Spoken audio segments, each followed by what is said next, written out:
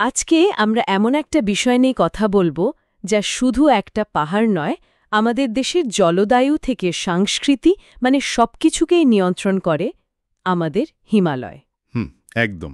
তো rankers academy আর career canvas থেকে পাওয়া তথ্যের ওপর ভিত্তি করে আমরা এই বিশাল পর্বতমালার গঠন আর এর বিভিন্ন ভাগ নিয়ে একটা সহজ আলোচনায় যাব।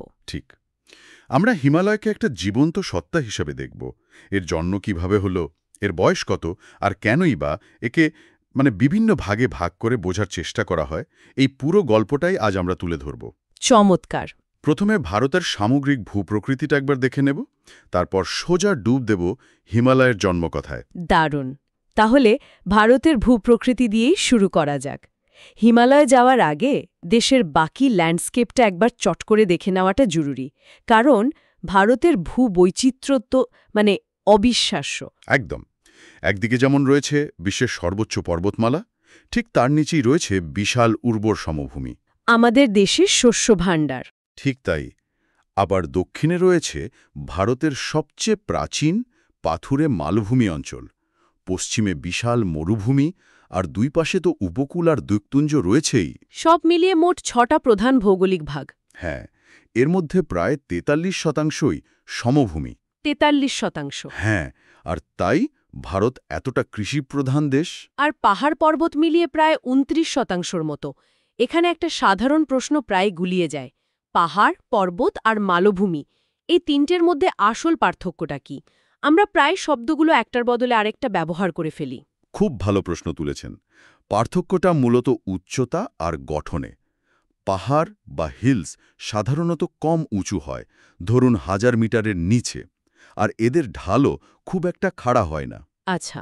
অন্যদিকে পর্বত বা মাউন্টেন হল বিশাল, এদের উচ্চতা হাজার হাজার মিটার, চূড়াগুলো সুচালো হয় আর প্রায়ই বরফে ঢাকা থাকে। আর মালভূমি? আর মালভূমি বা প্ল্যাটো হলো এমন একটা উঁচু জমি যার ওপরটা পর্বতের মতো ছুচলো না হয়ে বরং টেবিলের মতো চ্যাপ্টা। ও, টেবিলের মতো? হ্যাঁ, এই জন্য একে টেবিল ল্যান্ডও বলা হয়, যেমন আমাদের দাক্ষিণাত্য মালভূমি। দারুণ অ্যানালজি, টেবিল ল্যান্ড, এটা মনে থাকবে। আচ্ছা, এবার মূল গল্পে আসা যাক। যেখানে আজ বিশ্বের সর্বোচ্চ পর্বত, সেখানে নাকি একসময় সমুদ্র ছিল। এই গল্পটা তো সিনেমার মতো শোনায়। সিনেমার চেয়েও বেশি নাটকীয়। আমাদের প্রায় 20 কোটি বছর পেছনে যেতে হবে। 20 কোটি বছর? হ্যাঁ, তখন পৃথিবীর সব মহাদেশ একসাথে জুড়ে ছিল একটা সুপার কন্টিনেন্ট হিসেবে, যার নাম ছিল প্যানজিয়া। তাহলে এই একটাই বিশাল ভূখণ্ড ছিল? এটা ভাঙল কিভাবে? কোন শক্তি একে আলাদা করল? এর পেছনের শক্তিটা হলো প্লেট টেকটনিক্স। পৃথিবীর ওপরের স্তরটা আসলে কয়েকটা বিশাল বিশাল প্লেটে ভাঙা, যেগুলো নিচের গলিত ম্যাগমার উপর ভাসছে। মানে পাজেলের টুকরোর মতো? একদম। তো এই প্লেটগুলো খুব ধীরে ধীরে সরতে থাকে, আর প্যানজিয়া ভেঙে দুটো বড় অংশে ভাগ হয়ে গেল, উত্তরের আঙ্গারা ল্যান্ড আর দক্ষিণের গোন্ডোয়ানা ল্যান্ড। আর ভারত ছিল এই দক্ষিণের গোন্ডোয়ানা ল্যান্ডের অংশ। ঠিক। আর এই দুই ভূখণ্ডের মাঝখানে ছিল সেই বিখ্যাত টেথিস। টেথিস সাগর। একদম। এরপর যা ঘটল সেটাই আসল ঘটনা। ভারতীয় প্লেট গন্ডোয়ানা ল্যান্ড থেকে আলাদা হয়ে উত্তর পূর্ব দিকে এগোতে শুরু করল, এবং প্রায় 5 কোটি বছর আগে এসে সজোরে ধাক্কা মারল উত্তরের ইউরেশীয় প্লেটকে। তার মানে এটা পৃথিবীর ইতিহাসের সবচেয়ে বড় আর সবচেয়ে ধীরগতির একটা ট্রাফিক অ্যাক্সিডেন্ট বলতে পারেন। 50 মিলিয়ন বছর ধরে চলা একটা অ্যাক্সিডেন্ট। আর এর ফল কি হলো? ফল হলো দুই প্লেটের মাঝখানে থাকা টেথিস সাগরের তলানিতে জমে থাকা কোটি কোটি বছরের নরম পলি আর পাললিক শিলা। হ্যাঁ। প্রচণ্ড চাপে ভাঁজ হয়ে উপরের দিকে উঠতে শুরু করল, ঠিক যেমন একটা কাগজকে দুই দিক থেকে চাপ দিলে মাঝখানটা উঁচু হয়ে যায়। বাহ! এভাবেই জন্ম হল ভঙ্গিল পর্বতমালা হিমালয়ের। আর সবচেয়ে অবাক করা বিষয় হলো এই সংঘর্ষ এখনো থামেনি। একদমই না। আর এটাই হলো সবচেয়ে গুরুত্বপূর্ণ তথ্য। এটা কোনো ঐতিহাসিক ঘটনা নয়, এটা একটা জীবন্ত ভূতাত্ত্বিক প্রক্রিয়া যা এই মুহূর্তেও ঘটে চলেছে। অবিশ্বাস্য। ভারতীয় প্লেট এখনও বছরে প্রায় 5 সেন্টিমিটার গতিতে উত্তর দিকে চাপ দিয়ে যাচ্ছে, মানে আমাদের নখ যে গতিতে বাড়ে প্রায় সেই গতিতে। তার মানে মাউন্ট এভারেস্টের উচ্চতা যে কিছুদিন আগে বেড়ে 8848.86 মিটার হলো, সেটা শুধু নতুন করে মাপা নয়। না না, এটা প্রমাণ যে পর্বতটা সত্যিই আমাদের জীবদ্দশাতেই উঁচু হচ্ছে। একদম। আর এ কারণে কি পুরো হিমালয় অঞ্চল এত ভূমিকম্পপ্রবণ? এই প্রচণ্ড চাপের কারণে? ঠিক ধরেছেন। এই পুরো অঞ্চলটা প্রচণ্ড চাপের মধ্যে রয়েছে। এখানকার ভূমিকম্পগুলো আসলে এই বিশাল ভূতাত্ত্বিক ধীর গতির সংঘর্ষেরই বহিঃপ্রকাশ। অবিশ্বাস্য। সমুদ্রের গর্ভ থেকে জন্মানো একটা পর্বত যা এখনও বেড়ে চলেছে। আচ্ছা, এই বিশাল পর্বতমালাকে ভালোভাবে বোঝার জন্য বিজ্ঞানীরা একে কিভাবে ভাগ করেছেন? শুনেছি উত্তর থেকে দক্ষিণে একটা বিভাজন আছে। হ্যাঁ, আমরা যদি হিমালয়কে একটা বিশাল লেয়ার কেকের সাথে তুলনা করি, তাহলে উত্তর থেকে দক্ষিণে কাটলে আমরা 4টে আলাদা স্তর বা লেয়ার দেখতে পাব। 4টে লেয়ার? হ্যাঁ, সবচেয়ে উত্তরে বা সবার ওপরে আছে ট্রান্স হিমালয়। তার ঠিক দক্ষিণে হিমালয়ের মূল এবং সর্বোচ্চ স্তর বৃহৎ হিমালয় বা হিমাদ্রি। হিমাদ্রি। এরপরে আসে মধ্য হিমালয় বা লৌহ হিমালয়, আর একদম দক্ষিণে সমভূমির ঠিক আগে রয়েছে শিবালিক। চলুন এই লেয়ারগুলো একটা একটা করে দেখি। প্রথমে ট্রান্স হিমালয়। ট্রান্স মানে পারে বা অন্যদিকে। তার মানে এটা কি প্রধান হিমালয়ের পেছনে? একদম। এর বেশিরভাগটাই তিব্বত মালভূমিতে পড়েছে।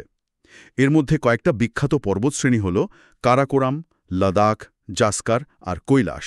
কারাকোরাম? হ্যাঁ, কারাকোরামকে তো মধ্য এশিয়ার শিরোদারা বা ব্যাকবোন অফ হাই এশিয়া বলা হয়। তাহলে ভারতের সর্বোচ্চ শৃঙ্গ কেটু ওটা কোথায়? কেটু বা গডউইন অস্টিন ৮৬১১ মিটার এই কারাকোরাম শ্রেণীতেই অবস্থিত, যদিও এর বর্তমান অবস্থান পাক অধিকৃত কাশ্মীরে। ও। আর ভারতের দীর্ঘতম হিমবাহ সিয়াচেন সহ অনেক বড় বড় হিমবাহ এই ট্রান্স হিমালয় অঞ্চলেই রয়েছে। সিন্ধু নদ, লাদাখ আর জাস্কার শ্রেণীর মধ্যে দিয়েই বয়ে গেছে। ওকে, দ্বিতীয় লেয়ার হল বৃহৎ হিমালয় বা হিমাদ্রি। নাম শুনেই মনে হচ্ছে এটাই আসল খেলা। ঠিক তাই, এটাকেই হিমালয়ের মেন অ্যাক্সিস বলা যায়। গড় উচ্চতা ৬,০০০ মিটারের বেশি এবং এটা একটা অবিচ্ছিন্ন শ্রেণী।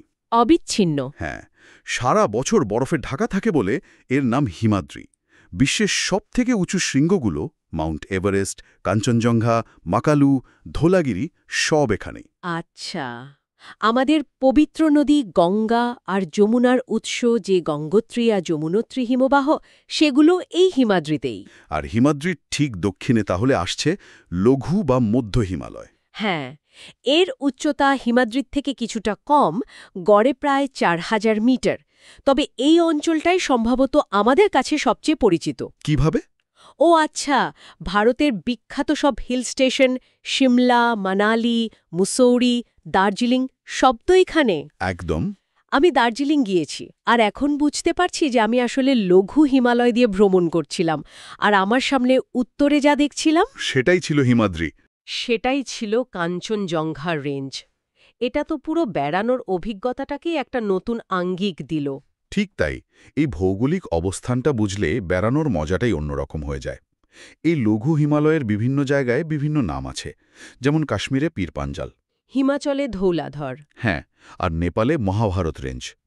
আর কাশ্মীর, কুল্লু বা কাংড়ার মতো সুন্দর উপত্যকাগুলো এই বৃহৎ আর লঘু হিমালয়ের মাঝেই তৈরি হয়েছে। দারুণ।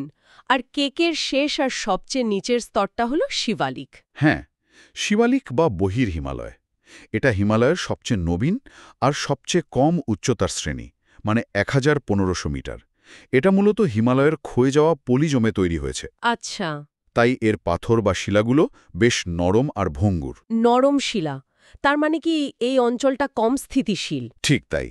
এ কারণেই শিবালিক অঞ্চলে ভূমিধসের প্রবণতা অনেক বেশি। ও আচ্ছা। আর এই লঘু হিমালয় আর শিবালিকের মাঝে কিছু লম্বাটে উপত্যকা দেখা যায়, যাদের পশ্চিমে দুন বলে, যেমন দেরাদুন, আর পূর্বে দুয়ার বলে, যেমন হরিদ্বার। আচ্ছা, এই যে 4টে স্তর বা রেঞ্জ একে অপরের পাশে রয়েছে, এদেরকে কি কিছু আলাদা করে রেখেছে? এদের মধ্যে কি কোনো স্পষ্ট বিভাজন রেখা আছে? দৃশ্যমান বিভাজন রেখা না থাকলেও ভূতাত্ত্বিকভাবে বিশাল বিশাল চ্যুতি বা ফল্ট লাইন রয়েছে। এগুলোকে আপনি এই বিশাল স্তরগুলো সেলাই বা সিমস বলতে পারেন। সেলাই? হ্যাঁ, আর এই সেলাইগুলো শান্ত নয়। এগুলোই হলো হাই স্ট্রেস জোন, যেখানে টেকটনিক চাপ জমা হয় এবং বড় বড় ভূমিকম্পের কেন্দ্রস্থল হয়ে ওঠে।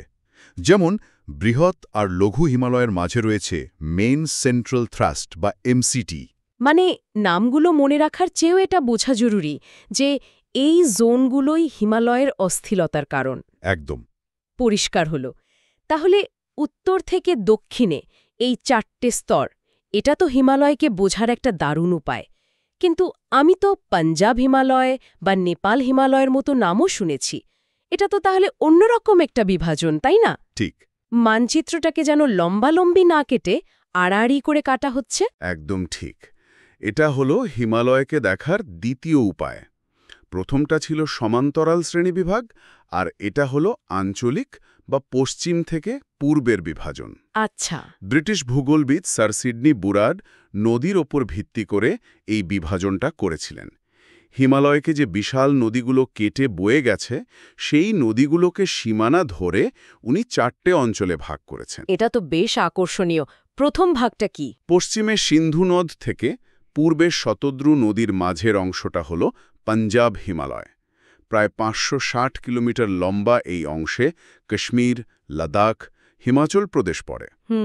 এই অঞ্চলের একটা বিশেষত্ব হল কাশ্মীর উপত্যকার কারেওয়া মাটি, যা জাফরান চাষের জন্য বিশ্ববিখ্যাত।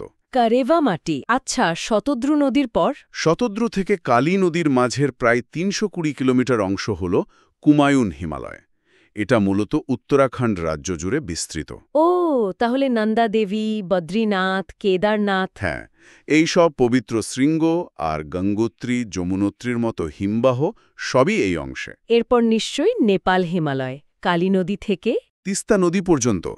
কালী থেকে তিস্তা নদীর মাঝের এই 800 কিলোমিটার লম্বা অংশটাই হল নেপাল হিমালয়। 800 কিলোমিটার? হ্যাঁ, আর এটা শুধু দীর্ঘতমই নয়, সর্বোচ্চ। মাউন্ট এভারেস্ট, কাঞ্চনজঙ্ঘা, মাকালু, অন্নপূর্ণার মতো সব 8000 শৃঙ্গ এখানেই ভিড় করেছে। আর সবশেষে তিস্তা নদীরও পূর্বে? তিস্তা থেকে একদম পূর্বে ব্রহ্মপুত্র বা ডিহাং নদ পর্যন্ত প্রায় 720 কিলোমিটার বিস্তৃত অংশটি হল আসাম হিমালয়। সিকিম, অরুণাচল প্রদেশ, ভুটানের অন্তর্গত। আচ্ছা। এই অংশের একটা খুব গুরুত্বপূর্ণ ভৌগোলিক বৈশিষ্ট্য হল নামচা বারোয়া শৃঙ্গের কাছে হিমালয়ে হঠাৎ করে দক্ষিণে একটা তীক্ষ্ণ হেয়ারপিন বাঁক নিয়েছে। হেয়ারপিন বাঁক? একটা আস্ত পর্বতমালা কিভাবে এরকম বাঁক নিতে পারে? এটাই তো ভূতত্ত্বের মজা। এই বাঁকটাকে সিনট্যাক্সিয়াল বেন্ড বলা হয়। এখান থেকে এই হিমালয়ে উত্তর-পূর্ব ভারতে পূর্বাঞ্চল পাহাড় নামে ছড়িয়ে পড়েছে। অসাধারণ। তাহলে পুরো ছবিটা এখন অনেক পরিষ্কার। আমরা একটা পর্বতমালাপে দেখছি যা কোটি কোটি বছর আগে এক সমুদ্রের গর্ভ থেকে জন্ম নিয়েছিল, যা আজও একটু একটু করে বেড়ে চলেছে। আর একে বোঝার জন্য আমরা হয় উত্তর দক্ষিণের 4টে স্তরের লেয়ার কেক হিসেবে দেখতে পারি, অথবা পশ্চিম থেকে পূর্বের নদী দিয়ে ভাগ করা 4টে আলাদা অঞ্চল হিসেবেও দেখতে পারি। খুবই সুন্দরভাবে পুরো আলোচনাটা সংক্ষেপে তুলে ধরা হলো। এই দুটো দৃষ্টিভঙ্গি একসাথে মেলালেই হিমালয়ের বিশালতা আর বৈচিত্র্যের একটা সম্পূর্ণ ছবি পাওয়া যায়। আজকের আলোচনা এখানেই শেষ করছি। তবে যাওয়ার আগে শ্রোতাদের জন্য একটা প্রশ্ন রেখে যেতে চাই। অবশ্যই। আমরা জানলাম যে ভূতাত্ত্বিকভাবে হিমালয় এখনও একটা জীবন্ত ও ক্রমবর্ধমান পর্বতমালা। তাহলে ভাবার বিষয় হল, আজ থেকে কয়েক হাজার বা লক্ষ বছর পর এর ক্রমবর্ধমান উচ্চতা এই অঞ্চলের জলবায়ু, নদী ব্যবস্থা এবং মানুষের জীবনযাত্রার উপর কী ধরনের নতুন প্রভাব ফেলতে পারে।